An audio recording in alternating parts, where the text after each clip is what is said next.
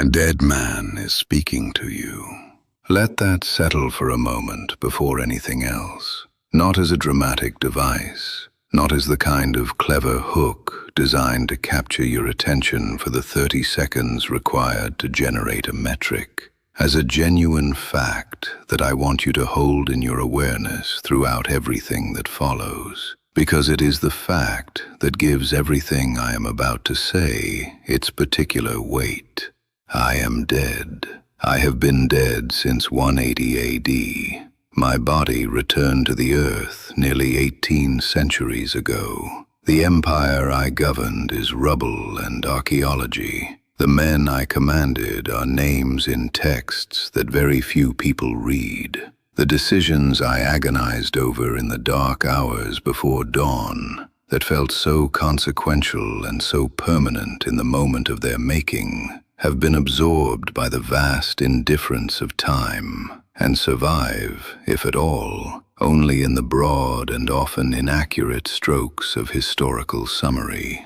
And yet here I am, reconstructed from the private journals that somehow survived, given a voice by machines that my philosophers would have classified as impossible.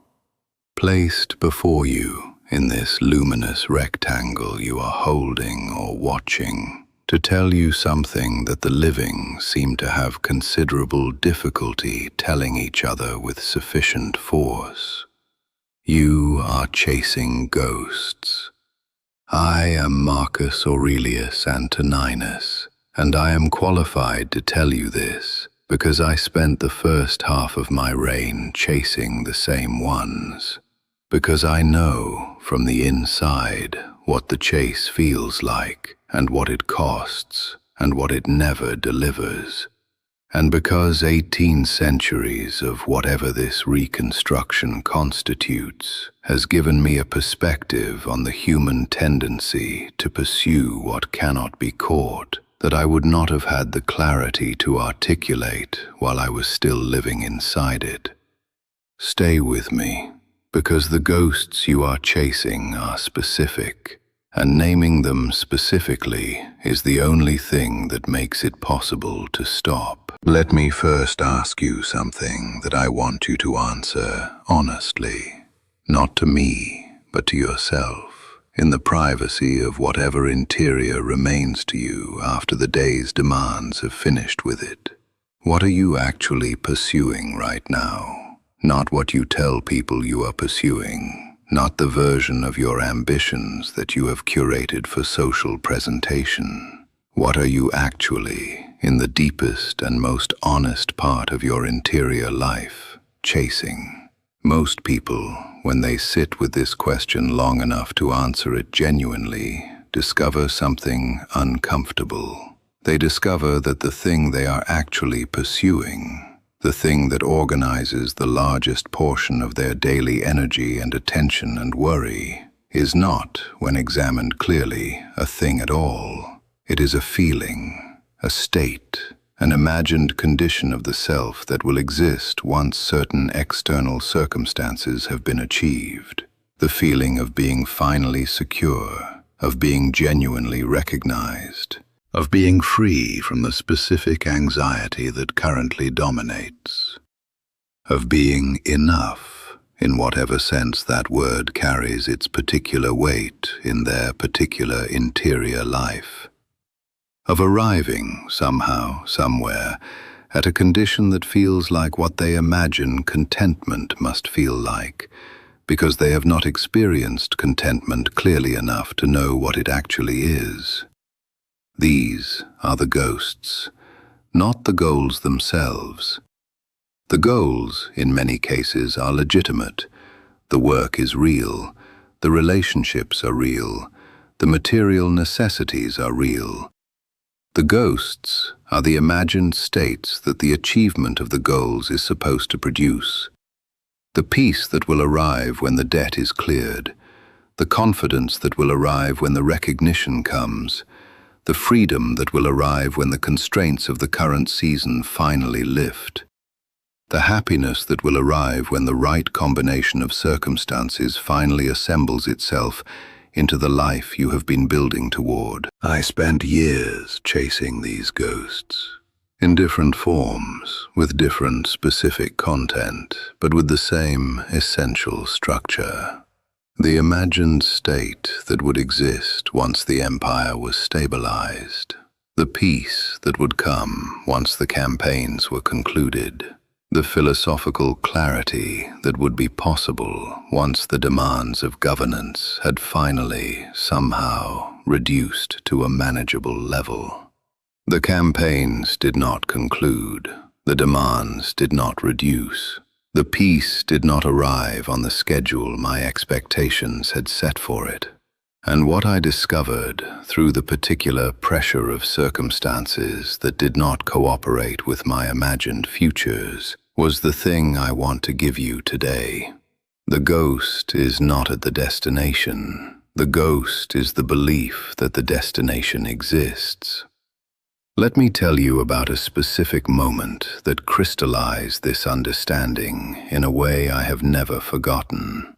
It was during the 7th year of the Marcomannic campaigns. The war had reached a phase that the military historians of my era describe with the kind of careful neutrality that conceals the genuine grimness of the reality. We were holding, not advancing, not concluding, not achieving the decisive resolution that would allow the frontier to be considered secured and the army to be returned to more manageable deployments. Holding, the grinding, unglamorous, resource-consuming work of maintaining a contested frontier against an enemy that had learned to avoid the pitched engagements in which Roman tactical superiority was most clearly expressed. And I was, in those months, carrying a specific imagined future that I had allowed to become the primary organizing principle of my interior life, the conclusion of the campaign. The return to Rome. The possibility, which I permitted myself to entertain with dangerous regularity, of a period in which the philosophical practice I had been maintaining in the stolen hours of campaign life could finally be pursued with the attention and continuity it deserved. I was living, in other words, for a future that had not arrived and showed no clear signs of arriving, and the present, the actual present, the frozen frontier, and the difficult decisions, and the genuine philosophical questions that the campaign was raising in ways I had not anticipated, was being experienced primarily as an obstacle between me and the imagined future, rather than as the actual substance of my life. I wrote about this in the Meditations, not directly, because I was rarely direct about my own vulnerabilities in terms that would be legible to a reader who knew my situation, but in the philosophical language of a man who was trying to write his way toward a clarity he had not yet fully achieved. I wrote about the necessity of confining oneself to the present, about the reality that the past is irretrievable and the future is uncertain, and the only moment in which anything can actually be done is the one that is currently occurring. I wrote this not because I had mastered it, because I had not. I wrote it as a prescription to a man who was still, despite years of philosophical training, living primarily in the imagined future and finding the actual present inadequate by comparison. The campaign continued for several more years. The philosophical life I had imagined waiting for me at its conclusion was never quite available in the form I had imagined it, and the understanding that gradually, painfully, and ultimately completely replaced the ghost of that imagined future was the most practically useful insight I ever arrived at. The life I was living on the frontier, in the cold and the difficulty, and the unglamorous, grinding work of maintaining something worth maintaining, was not the obstacle to my real life. It was my real life, and the quality of presence I brought to it was the only thing I had genuine authority over. Now let me tell you why this particular form of ghost chasing is more dangerous in your era than it has ever been. Because the ancient tendency to defer genuine presence in favor of imagined futures has been given, in 2026, a technological amplification that I find deeply troubling. Your era has built an industry out of the ghost, a vast, sophisticated, extraordinarily profitable industry that sells imagined futures at scale, that presents, through the curated performances of other people's lives on social platforms, an endless supply of lives that appear to have arrived at the destination you are still traveling toward, that generates, through the mechanisms of comparison and aspiration and the social validation that comes from performing progress toward the imagined destination, a permanent market for the journey that never concludes, because the destination was never real. Think with me for a moment about what the feed actually is in the context of ghost chasing. It is a gallery of other people's imagined futures, presented as their actual present. The vacation that represents freedom, the physique that represents discipline arrived at, the relationship that represents love secured, the career achievement that represents recognition finally received, the lifestyle that represents the destination. Every image, every carefully constructed moment of apparent arrival is consumed by people who are themselves in transit, who are themselves chasing the version of arrival that the image represents, and who experience the consumption of these images as simultaneously aspirational and subtly deflating, because the image confirms that the destination exists, and that others have reached it, and that you, somehow, have not. Let me tell you the harsh truth about your attention as it relates specifically to this.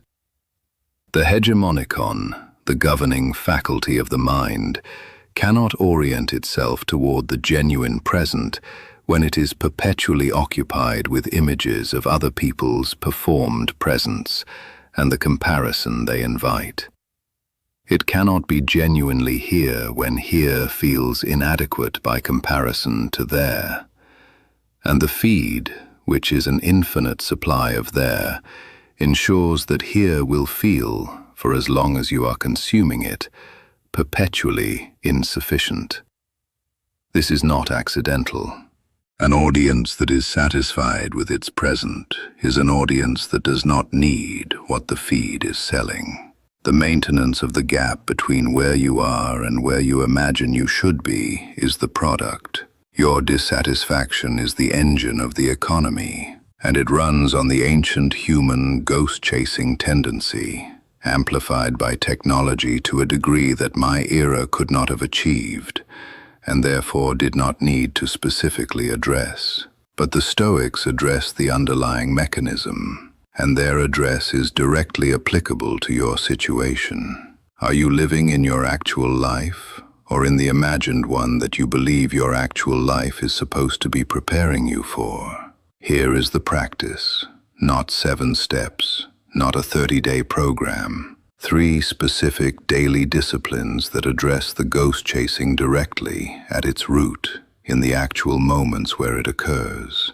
The first discipline is the present inventory. Once each day, at a time you choose, you will spend 5 minutes conducting a deliberate inventory of what is actually present in your current life, not what is absent, not what has not yet arrived, what is actually here, the specific relationships that are actually available to you, the specific work that is actually within your current capacity to do, the specific qualities of your current circumstances that, honestly assessed, contain genuine value, the specific ways in which your current season, whatever its difficulties, is also providing something that no other season of your life provided in quite the same form. This is not the performance of gratitude. It is not the forced positivity of someone pretending that difficulty is not difficult. It is the deliberate philosophical act of directing the governing faculty toward what is actually present rather than what is imagined as absent.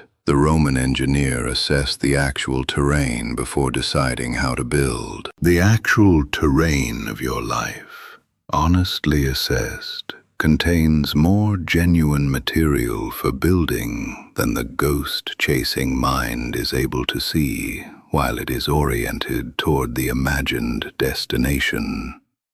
The second discipline is the ghost audit. Once each week, you will sit with one honest question. What am I currently pursuing that is, in its deepest structure, a ghost? Not a legitimate goal, but the imagined state that the achievement of the goal is supposed to produce.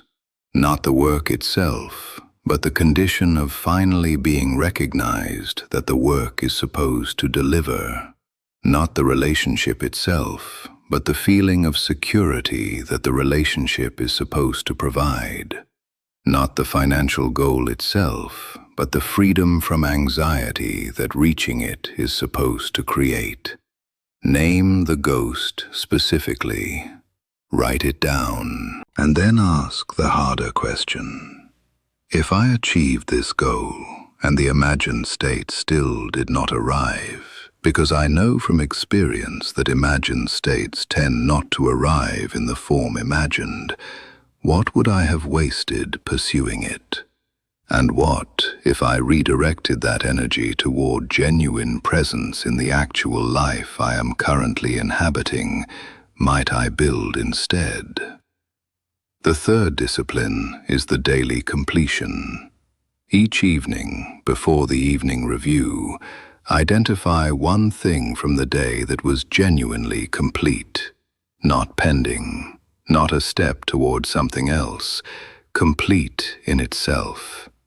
A conversation that was fully present, a piece of work that was given genuine effort and finished, a moment of genuine rest that was actually restful rather than guilty, a connection with another person that was real rather than performed.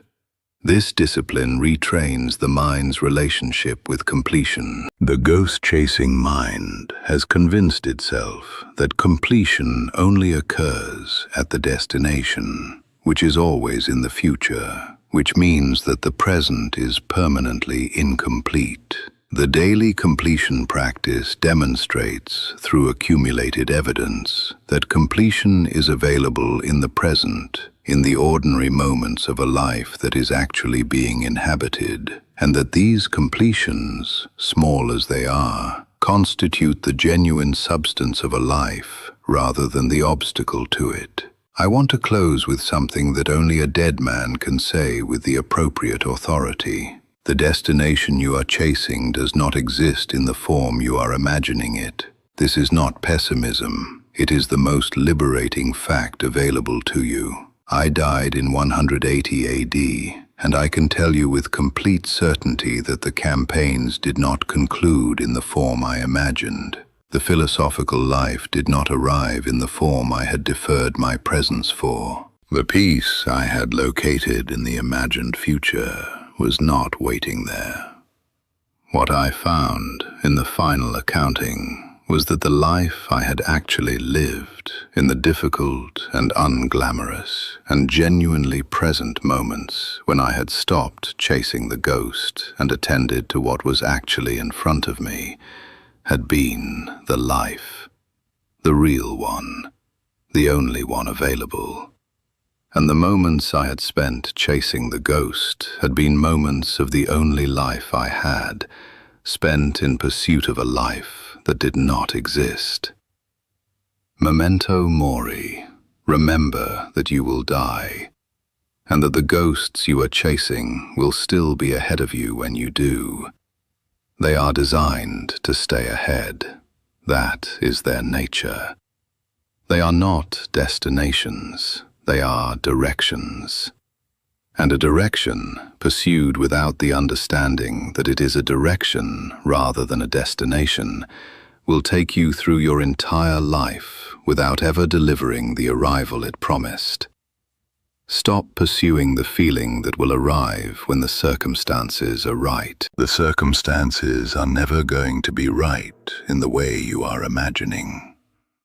But the present, the actual, available, imperfect, genuinely real present is always right here, waiting for the attention you have been giving to the ghost. If you died tonight, would the record of today show a person who was present in their actual life, or one who was absent from it, oriented toward an imagined future, chasing the feeling that was always just a little further along the road? My flesh is dust, but my reason remains. And my reason, speaking from the particular authority of a man who can no longer chase any ghost because he has no future left to locate them in, says this: the life is here. It has always been here. It is happening right now while you are reading the horizon for signs of arrival. Turn around. What is actually here is enough to build something worth having lived for. Look at it.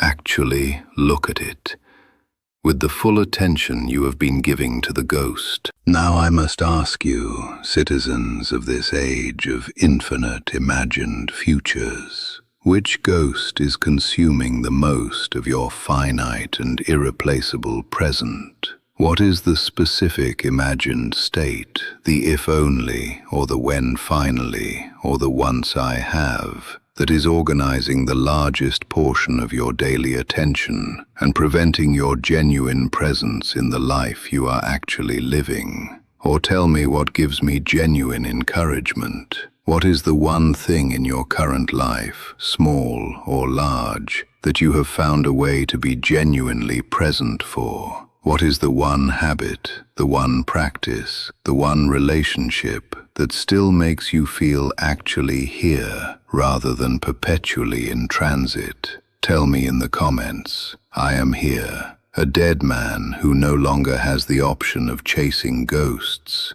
watching an age that has built a technology for ghost chasing of unprecedented sophistication, and finding in your voices the evidence that genuine presence is still possible, still chosen, still practiced, still available. And if these words found the part of you that recognized the ghost you have been chasing, subscribe to this channel.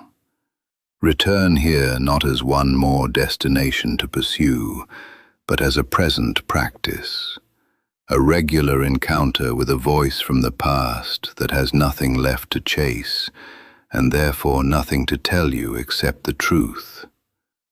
The button is there. Choose it now, in this present moment, for present reasons. I am Marcus Aurelius. I died chasing a conclusion that never arrived. The life was in the living. Yours still is. Be here for it.